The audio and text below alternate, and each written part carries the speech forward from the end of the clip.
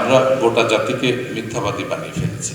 বিশেষ করে জমি কেনা বেচার ক্ষেত্রে আমরা যারা এখানে বসে আছি, একটা বড়, আমি বলবো যে অত্যন্ত প্রতিনিধিত্ব সবাই আমরা উপস্থিত আছি, প্রত্যেককে মিথ্যা হলফনামা দিতে হয় যে আমি এই জমি এই দামে কিনেছি, আমি এই জমি এই দামে বিক্রি করেছি।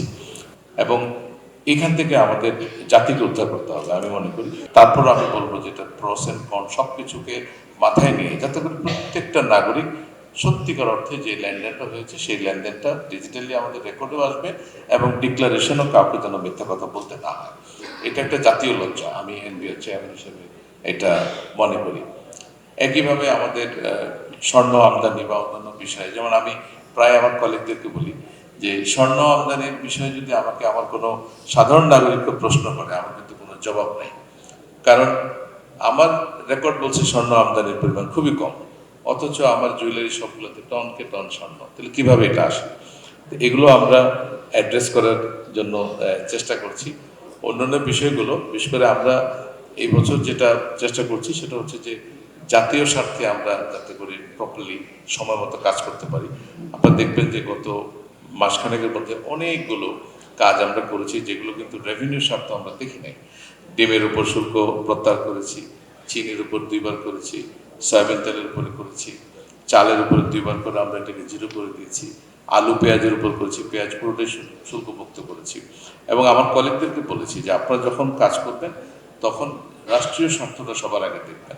আপনি যদি দেখেন কোনো পলিসি ডিসিশন নিতে গেলে এনবিআর এর স্বার্থ ক্ষুণ্ণ হচ্ছে কিন্তু জাতীয় স্বার্থ রক্ষা হচ্ছে, আপনি দয়া করে জাতীয় স্বার্থের দিকে যাবেন।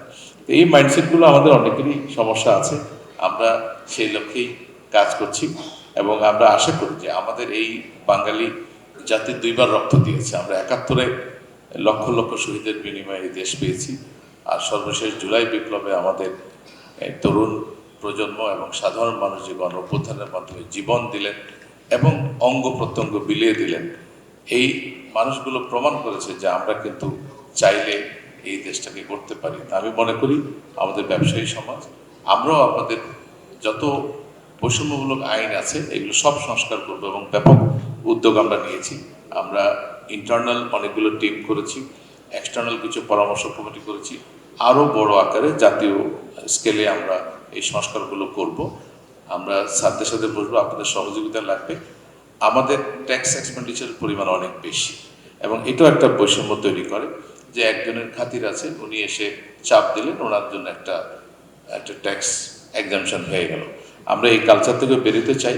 যদি আমরা ট্যাক্স এক্সপেন্ডিচার কমাতে পারি তাহলে আমাদের যত বৈষম্যমূলক আইন কানুনগুলো আছে সেগুলোকে আমরা রেশনালাইজ করতে পারবো। আদারওয়াইজ বৈষম্যমূলক আইন রেশনালাইজ করলে যে পরিমাণ ট্যাক্স কমবে সেটা কিন্তু আমরা কাভার করতে পারবো না এবং জাতি হিসেবে আমরা আরও ঋণগ্রস্ত জাতি হিসেবে পরিণত হব। আমরা প্রতি বছর বড় বড় বাজেট করবো, আমাদের ঋণের বোঝা বাড়বে এবং পরবর্তী জেনারেশনকে এই ঋণের বোঝা টেনে নিতে হবে। তো সেখান থেকে যদি আমরা পরিত্রাণ চাই তাহলে আমাদের নিজস্ব অর্থেই আমাদের যোগান দিতে হবে এবং সেই অর্থের যোগান আপনারাই দিবেন। আমাদের ব্যবসা বাণিজ্য যদি বাড়ে এবং আমরা ডেফিনেটলি ট্যাক্স নেটটাকে সম্প্রসারণের জন্য ব্যাপক উদ্যোগ নিয়েছি, আপনাদের সার্বিক সহযোগিতা লাগবে।